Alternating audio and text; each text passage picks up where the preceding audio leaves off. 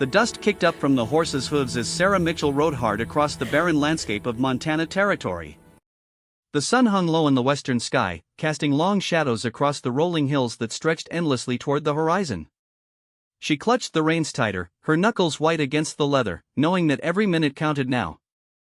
Behind her, somewhere in the growing darkness, they were coming. The Morrison gang had been tracking her for 3 days straight, ever since she'd witnessed what happened at the bank in Silver Creek. What she'd seen that Tuesday morning would haunt her forever, the cold-blooded murder of an innocent clerk who'd tried to protect the money that belonged to hard-working families. Sarah had been in town that day to buy supplies for the ranch. Her husband Tom had given her a list written in his careful handwriting: flour, salt, ammunition, and medicine for their sick cattle. It was supposed to be a simple trip, nothing more than a routine visit to gather what they needed for the coming winter months. The Cattleman's Bank stood on Main Street, its wooden facade painted white with green trim around the windows. Sarah had just tied her horse to the hitching post when she heard the thunderous sound of galloping horses approaching from the east. 6 men rode into town like a storm, their faces covered with bandanas and their weapons drawn. From her position near the general store, Sarah watched in horror as the men dismounted and stormed into the bank. She could hear shouting from inside, followed by the sharp crack of gunshots that echoed off the buildings lining the street. People scattered in all directions, seeking shelter wherever they could find it. The young bank clerk, barely 20 years old, had tried to reason with the robbers. Sarah had seen him through the window, his hands raised in surrender, begging them to take the money and leave without hurting anyone. But Jack Morrison, the leader of the gang, had different plans. He'd shot the boy down in cold blood, laughing as he fell to the floor. That image burned in Sarah's mind as she urged her horse to run faster. She'd managed to slip away from town unnoticed, but not before one of Morrison's men spotted her. Now they were hunting her across the wilderness, determined to silence the only witness to their crime.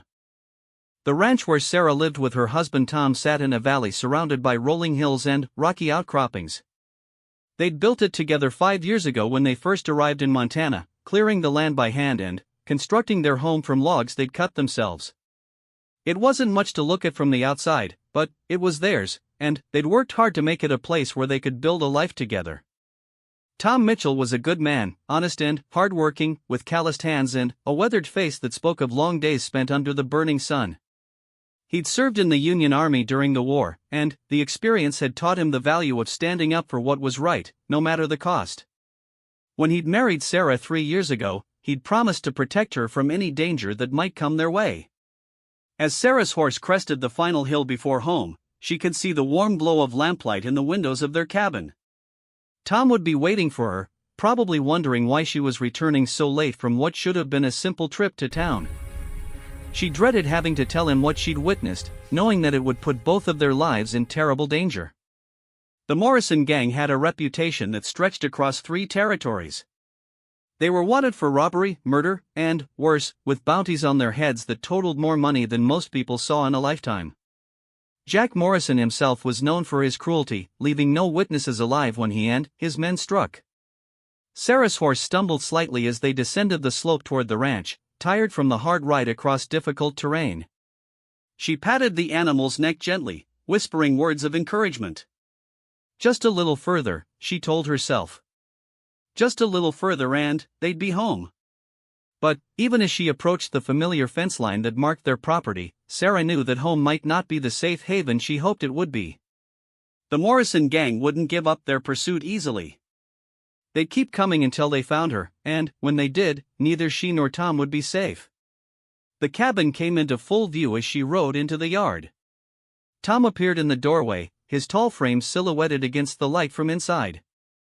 He raised his hand in greeting, but Sarah could tell from his posture that he sensed something was wrong. After 3 years of marriage, he knew her well enough to read the signs of trouble in the way she sat her horse and the urgency of her approach. Sarah dismounted quickly, her legs unsteady after the long, hard ride. Tom was beside her in an instant, his strong arms steadying her as she nearly collapsed from exhaustion and fear. "Sarah, what's happened?" he asked, his voice filled with concern. "You look like you've seen a ghost." She looked into his eyes, those kind blue eyes that had first captured her heart when they'd met at a church social back in Kansas.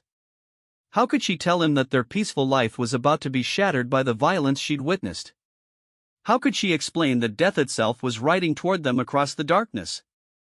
"Tom," she whispered, her voice barely audible above the evening wind that whistled through the trees surrounding their property. "We're in terrible danger. The Morrison gang. I saw them kill that young clerk at the bank in Silver Creek. They know I was there. They're coming for us."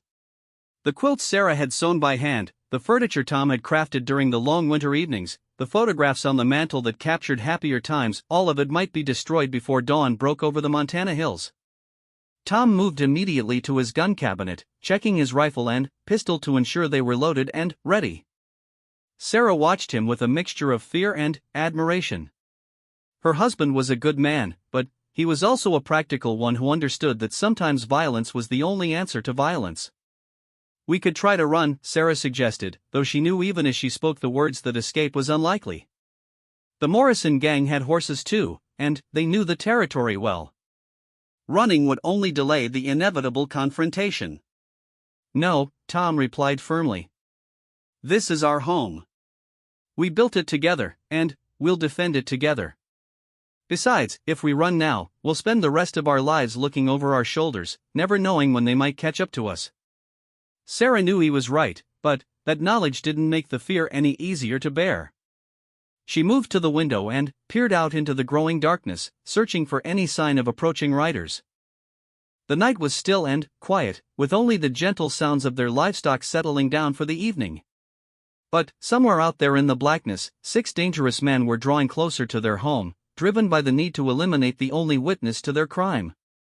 The peaceful life that Tom and Sarah had built together was about to be tested in ways they'd never imagined, and only one thing was certain: before the sun rose again, everything would be different.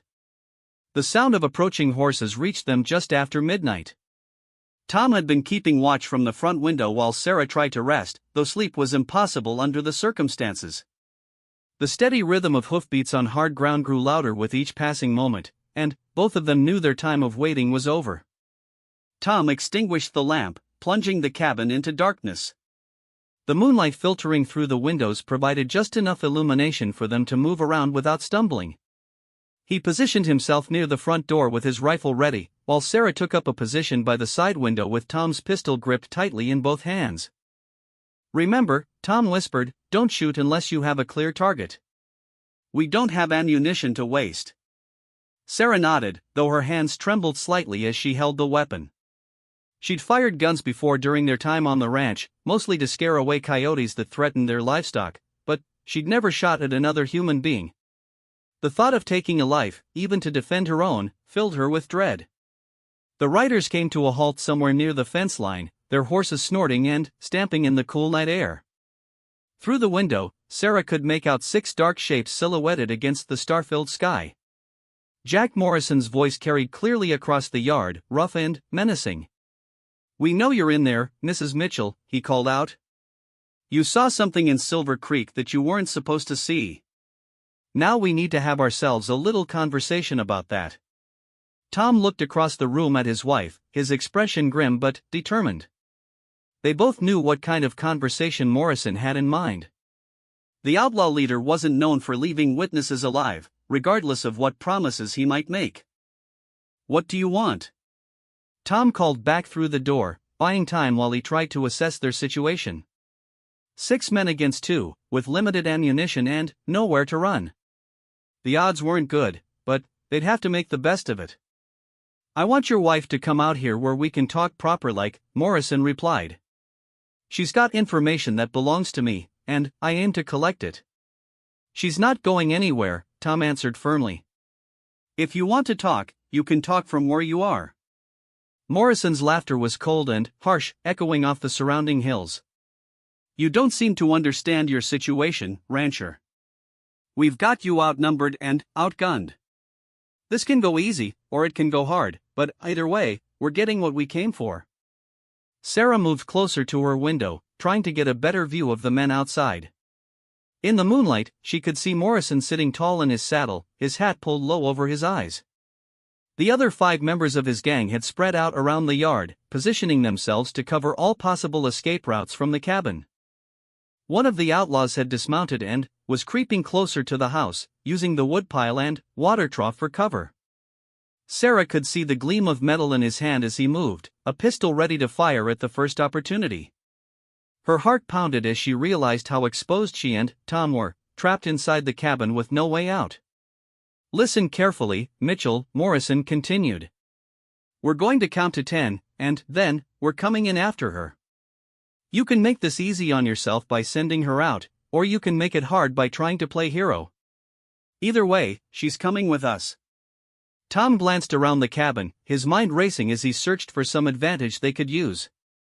The thick log walls would stop most bullets, but the windows were vulnerable points that the outlaws could exploit. If they rushed the cabin from multiple directions simultaneously, it would be impossible to defend against all of them. "1," Morrison called out, beginning his count. Tom caught Sarah's eye and motioned toward the back of the cabin. There was a small window there that opened onto the corral where they kept their horses. If they could reach it without being seen, they might be able to slip out and make a run for the hills.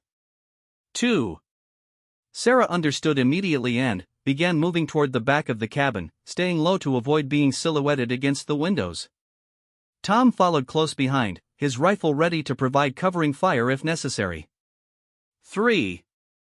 As they reached the back window, Tom carefully lifted the sash and peered out into the darkness.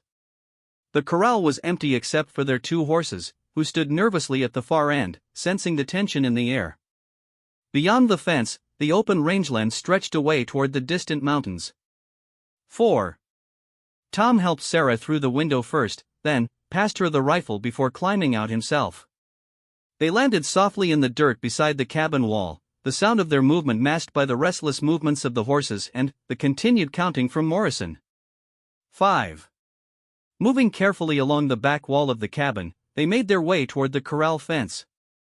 If they could reach the horses and mount up quickly, they might be able to escape into the darkness before Morrison's men realized what was happening. 6. But, as they reached the corner of the cabin, Sarah accidentally kicked a tin bucket that had been left beside the back door. The metallic clang echoed loudly in the still night air, and immediately they heard shouts from the front yard as Morrison's men realized their quarry was trying to escape. 7. "They're running! Get around back!" Tom grabbed Sarah's hand and pulled her toward the corral fence. There was no point in trying to be quiet now, speed was their only hope of survival. Behind them, they could hear the pounding of boots as several of Morrison's men raced around the sides of the cabin. 8. They reached the fence just as the first outlaw appeared at the back corner of the cabin. Tom spun around and fired his rifle, the muzzle flash lighting up the yard like lightning.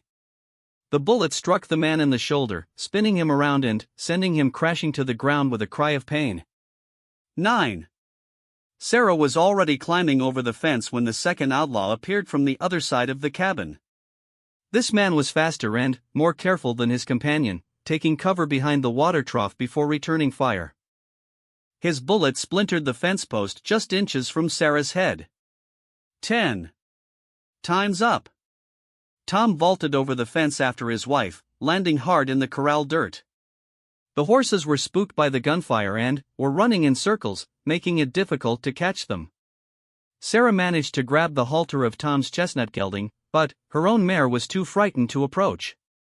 More gunshots erupted from around the cabin as Morrison's men closed in from all sides. Bullets whistled through the air above their heads, some striking the fence posts and others ricocheting off the rocks scattered around the corral. "Take my horse!" Tom shouted to Sarah as he continued trying to catch her mare. "I'll be right behind you." But Sarah refused to leave without him. "We go together or not at all," she called back, finally, managing to corner her frightened horse against the far fence. Morrison himself appeared at the back corner of the cabin, his pistol drawn and ready. In the moonlight, his face was a mask of cold fury. He'd expected this to be a simple matter of eliminating a witness, but the Mitchells were proving more resourceful than he'd anticipated. "You're only making this harder on yourselves," he shouted across the corral. "Come out now, and I promise it'll be quick and painless." Tom had managed to mount his horse and was reaching down to help Sarah up behind him when another of Morrison's men appeared at the side fence. This outlaw had his rifle trained directly on Tom's chest, and, at this range, there was no way he could miss. "Don't move another muscle, rancher," the man growled, "or you'll be joining that bank clerk in the ground." Sarah looked up at her husband, seeing the resignation in his eyes as he realized their escape attempt had failed. They were trapped, surrounded by armed men who had no intention of letting them live through the night. The peaceful life they'd built together on this remote ranch was about to come to a violent end. But, even in this desperate moment, neither of them was prepared to give up without a fight. The courage that had brought them to this wild frontier in the first place still burned within their hearts, and they would face whatever came next with the same determination that had carried them through all the challenges of their life together. Morrison stepped into the corral, his boots crunching on the hard-packed dirt. His eyes never left Sarah's face as he approached, and the smile that played at the corners of his mouth was cold and predatory. "Well, Mrs. Mitchell," he said softly, "it looks like it's time for that conversation after all." Morrison's men forced Tom and Sarah back into the cabin at gunpoint, their hands bound behind their backs with rough rope that cut into their wrists. The outlaws had lit the oil lamps again, casting dancing shadows on the walls that seemed to mock the peaceful life the couple had built together in this place. Jack Morrison settled himself in Tom's favorite chair, the one he'd crafted by hand during their first winter on the ranch.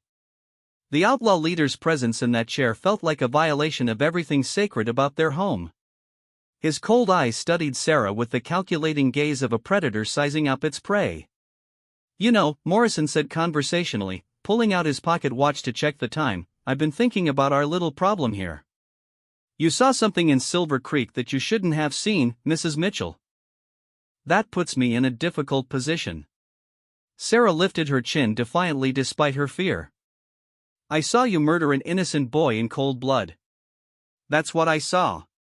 Morrison's smile never wavered, but something dangerous flickered in his eyes. That innocent boy was reaching for a gun under the counter. "I was protecting myself and my men." "Self-defense, you might say." "That's a lie," Sarah shot back. "He had his hands up. He was begging you not to hurt anyone." Tom struggled against his bonds, fury building inside him as he watched Morrison toy with his wife. "You got what you came for from the bank. Why couldn't you just leave him alone?" Morrison stood up from the chair and walked over to where Tom sat tied to another chair. Without warning, he backhanded the rancher across the face, the sound of the blow echoing through the cabin. "I don't recall asking for your opinion, farmer." Blood trickled from the corner of Tom's mouth, but his eyes never left Morrison's face. "You're going to kill us anyway, aren't you? So why don't you just get it over with?" The outlaw leader chuckled and returned to his seat. "Now that's where you're wrong. See, killing witnesses is bad for business.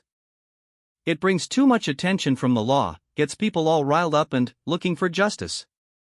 No, I prefer a more elegant solution to problems like this."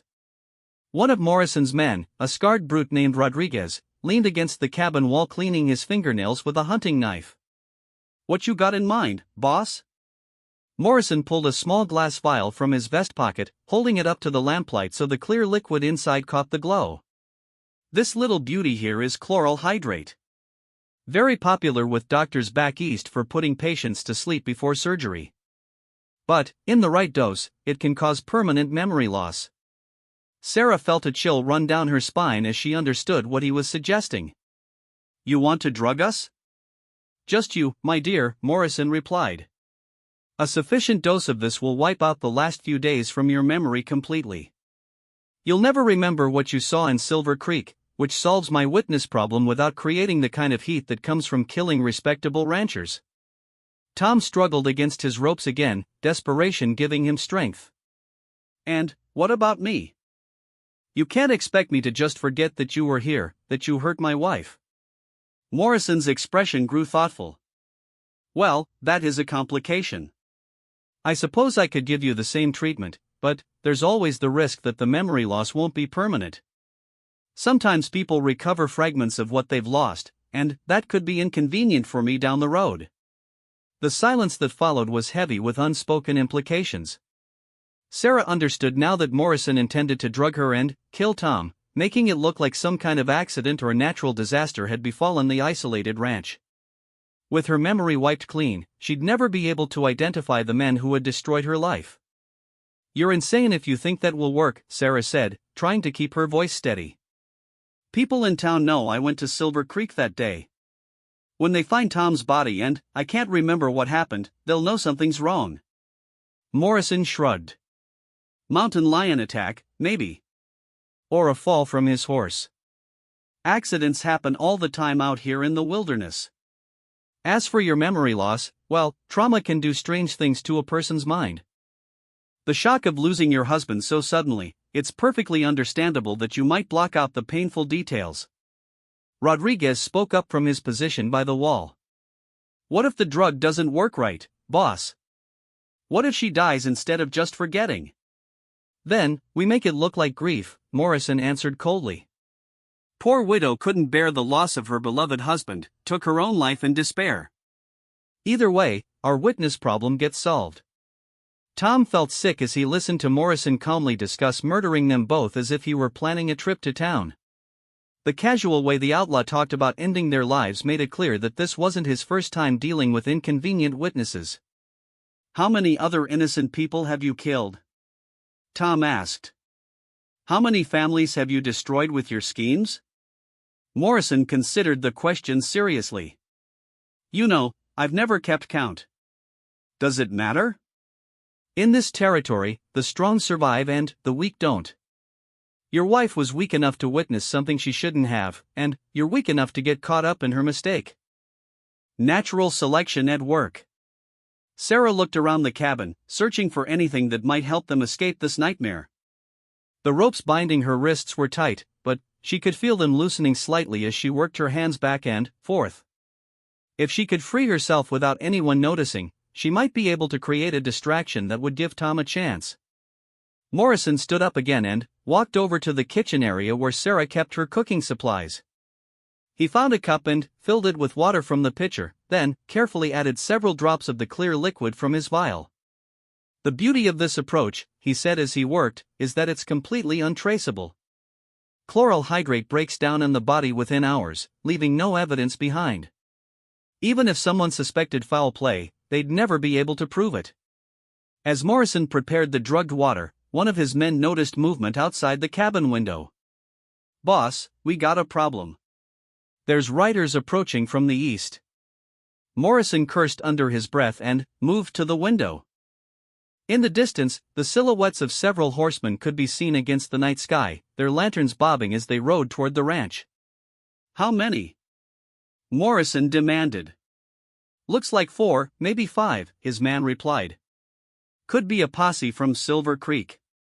Morrison's carefully laid plans were suddenly in jeopardy. If a sheriff's posse had tracked them to the ranch, his elegant solution to the witness problem would no longer work. He couldn't drug Sarah and kill Tom with lawmen present, and he couldn't risk a gunfight that would leave multiple law enforcement officers dead. "Rodriguez, take Wilson and get around behind them," Morrison ordered. "Set up an ambush position in those rocks above the creek. If they try to approach the cabin, we'll catch them in crossfire." But, as the riders drew closer, it became clear that they weren't lawmen at all. Sarah recognized the lead rider as their neighbor, old Jake Henderson, who owned the spread 5 miles to the east. With him were his 2 sons and his hired hands, all carrying rifles and looking grim. "That's Jake Henderson," Sarah called out, hope rising in her voice. "He must have heard the gunshots and come to investigate." Morrison's face darkened with anger. He'd chosen this remote location specifically because it was isolated from neighbors and casual travelers. The unexpected arrival of armed locals was a complication he hadn't planned for. "Boss," Rodriguez said nervously, "what do we do now? If we kill all of them, it'll bring every lawman in the territory down on us." Morrison stood silent for a long moment, weighing his options. He could try to bluff his way through this situation, claiming to be travelers seeking shelter for the night. But Sarah and Tom would certainly call out for help, exposing the lie immediately. "We fight," Morrison finally decided. "Henderson and his boys aren't law officers. If they all die here tonight, it'll just look like they rode into trouble with hostile Indians or bandits. No one will connect it back to us. Tom watched Morrison's face and saw the moment when the outlaw leader made his decision. The cold calculation in those eyes meant death for everyone within reach, innocent and guilty alike. Henderson and his sons were riding into a trap, and there was nothing Tom could do to warn them. Outside, Jake Henderson's voice called out across the yard. "Tom! Sarah! Everything all right over there? We heard shooting." Morrison drew his pistol and moved toward the door, gesturing for his men to take positions at the windows. The careful plan to eliminate witnesses quietly had dissolved into chaos, but he was prepared to solve his problems with overwhelming violence if necessary. "Time to finish this," Morrison said grimly, his finger tightening on the trigger of his gun. Sarah had been working desperately at her bonds while Morrison and his men focused on the approaching riders. The rope was old and had stretched just enough for her to slip one hand free. She kept her arms positioned as if still tied, waiting for the right moment to act. Morrison positioned himself beside the front door, his gun aimed through a crack in the wood. His men had spread out to cover the windows, their weapons trained on Jake Henderson and his group. The rancher and his sons had stopped about 50 yards from the cabin, clearly sensing that something was wrong. "Tom!" Jake called out again. "If you're in trouble, give us a sign."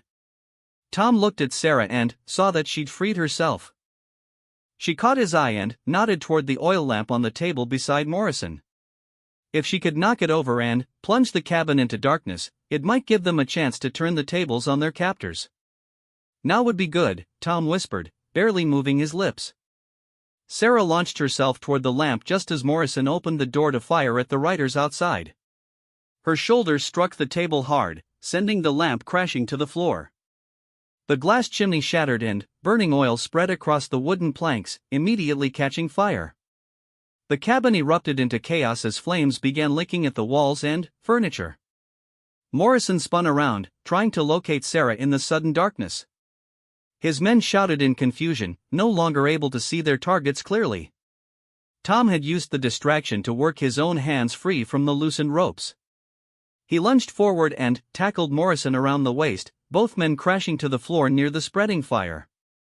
The outlaw leader's gun went off harmlessly into the ceiling as they struggled. Outside, Jake Henderson and his men heard the gunshot and saw the orange glow beginning to flicker in the cabin windows. "Something's wrong," Jake shouted. "Circle around and cover all the exits." Rodriguez tried to get a clear shot at Tom and Morrison wrestling on the floor, but the smoke and flames made it impossible to distinguish between them. Sarah had grabbed Tom's rifle from where Morrison's men had propped it against the wall, and now she swung it like a club, striking Rodriguez in the head and dropping him unconscious. The fire was spreading rapidly across the dry wooden floor and up the walls. Morrison managed to break free from Tom's grip and scrambled toward where his gun had fallen, but Tom caught his ankle and pulled him back. They rolled dangerously close to the flames, both men's clothing beginning to smolder from the heat. Wilson, one of Morrison's men, decided that discretion was the better part of valor and bolted for the back window. He crashed through the glass and landed hard in the dirt outside, where one of Henderson's sons was waiting. The young man knocked him cold with the butt of his rifle. The remaining two outlaws were trapped between the advancing fire and the armed men outside. One of them, panicking as the smoke grew thicker, tried to surrender by throwing his gun down and raising his hands. But Sarah, remembering the cold-blooded murder she'd witnessed in Silver Creek, wasn't feeling merciful. "That's for the bank clerk," she said, swinging Tom's rifle again and knocking the man sprawling. Morrison had found his gun and was trying to aim it at Sarah through the smoke and flames. Tom saw the danger and threw himself between them just as the outlaw pulled the trigger. The bullet struck Tom in the shoulder, spinning him around and sending him crashing into the burning wall. Sarah screamed her husband's name and turned the rifle toward Morrison, but the outlaw leader was already moving toward the front door. The fire had created an inferno inside the cabin, and staying any longer meant certain death. Morrison burst through the front door with his clothes smoking, straight into the sights of Jake Henderson's rifle. The old rancher had been waiting for exactly this moment, and his shot took Morrison's center mass, dropping him in the doorway. Sarah dragged Tom away from the burning wall, his shirt singed and his shoulder bleeding freely. The last of Morrison's men had either fled or been captured, and the immediate danger was over. But their home was being consumed by flames that had spread too far to extinguish. "We have to get out of here," Tom gasped, struggling to stand despite his wound. Together, they stumbled through the door and into the fresh night air, where Jake Henderson and his sons were waiting to help them. Behind them, the cabin they'd built with their own hands was being reduced to ash and memories. Jake helped support Tom while his sons rounded up the surviving members of Morrison's gang. "We heard the shooting from our place and figured you might be in trouble," the old rancher explained. "Good thing we decided to investigate." Sarah looked back at their burning home, tears streaming down her soot-stained face. Everything they'd worked for was gone, their furniture, their belongings, their safe haven in the wilderness. But they were alive, and Morrison's gang would never threaten anyone again. Morrison himself lay motionless in the doorway, Jake Henderson's bullet having ended his reign of terror permanently. The man who had murdered the young bank clerk in Silver Creek had finally met justice, though it had come at a terrible cost. As dawn began to break over the Montana hills, the fire finally burned itself out, leaving nothing but a foundation of stones and a chimney standing like a monument to what had once been. The ranch that Tom and Sarah had built together was gone, but their determination to start over remained as strong as ever. "What will you do now?" Jake asked as they watched the last of the smoke drift away on the morning breeze. Tom winced as Sarah helped bandage his wounded shoulder with strips torn from her dress. "We'll rebuild," he said simply. "This is our home. A few outlaws and a fire aren't going to drive us away." Sarah nodded in agreement, her hand finding Tom's uninjured one and squeezing it gently. "We came here with nothing but hope and determination. We can do it again." Jake Henderson smiled and clasped Tom on his good shoulder. "You won't be doing it alone. This territory looks after its own. My boys and I will help you raise a new cabin, better than the old one." As the sun climbed higher into the sky, other neighbors began arriving. Word had spread quickly about the gun battle at the Mitchell Ranch. They came with offers of help, supplies, and temporary shelter. The community that had seemed so distant in the vast wilderness revealed itself to be closer and stronger than either Tom or Sarah had realized. The sheriff arrived from Silver Creek later that morning, accompanied by a federal marshal who had been tracking Morrison's gang across 3 territories. When they saw Morrison's body and his captured men, along with the testimony of multiple witnesses, the case was quickly closed. The reward money for Morrison alone was substantial enough to help Tom and Sarah rebuild their ranch completely. Standing in the ruins of their old life, Sarah remembered Morrison's final words before Jake Henderson had ended his threat permanently. The outlaw had been wrong about everything, wrong about the strength of good people, wrong about the bonds of community, and wrong about the power of justice to prevail over evil. "Make it quick," Sarah whispered, echoing the last thing Morrison had said before stepping into Henderson's gunsights. But, instead of the quick death he'd planned for others, Morrison had received the quick justice that his crimes deserved.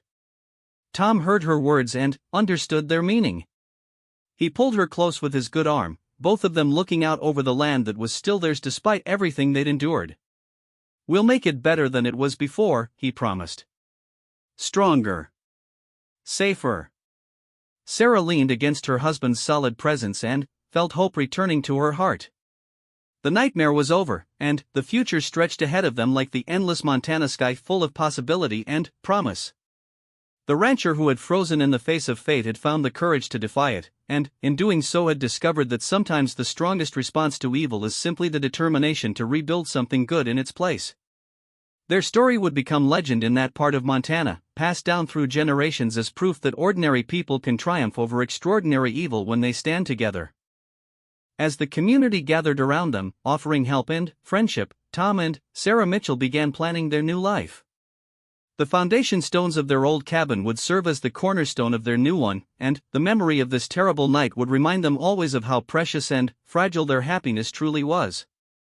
The land endured, as it always had, and so did the people who loved it enough to fight for it. In the end, that was enough to overcome any darkness that might threaten their peaceful valley, and to ensure that stories like Morrison's would always end in defeat while stories like theirs would always end in hope.